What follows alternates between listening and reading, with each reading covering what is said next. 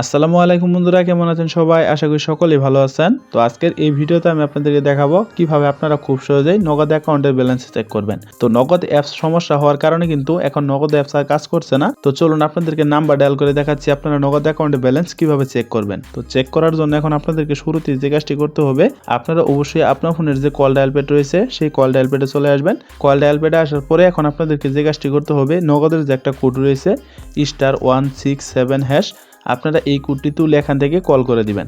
তো কল করে দেওয়ার পরে এখানে মূলত কিছুক্ষণ লোড নেবে, আপনারা একটু অপেক্ষা করবেন। কিছুক্ষণ লোড নেওয়ার পরে দেখতে পারবেন এখানে কিন্তু 1 থেকে 8টা অপশন চলে আসবে। তো এখান থেকে আপনাদেরকে যে কাজটি করতে হবে, আপনারা এখান থেকে 7 ডায়াল করে দিবেন।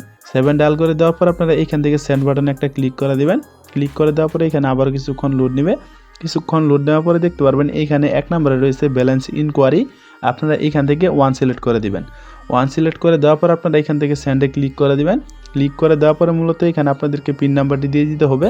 তো আপনারা এখান থেকে যে কাজটি করবেন, আপনাদের নগদ অ্যাকাউন্টের পিন নাম্বারটি দিয়ে দিবেন। পিন নাম্বারটি দেওয়া হয়ে গেলে এখান থেকে আপনারা আবার সেন্ডের উপর একটা ক্লিক করে দিবেন।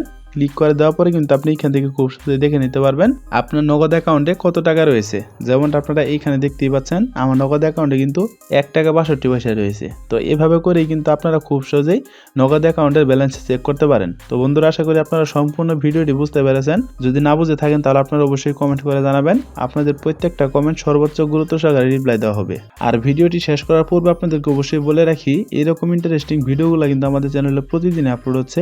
তাই ভিডিওগুলো মিস করতে না চাইলে আপনারা অবশ্যই চ্যানেলটিকে সাবস্ক্রাইব করে অল নোটিফিকেশন করে রাখবেন। তো দেখা হচ্ছে পরবর্তী কোনো নতুন ভিডিওতে। সে পর্যন্ত সুস্থ থাকুন, ভালো থাকুন, আল্লাহ হাফেজ।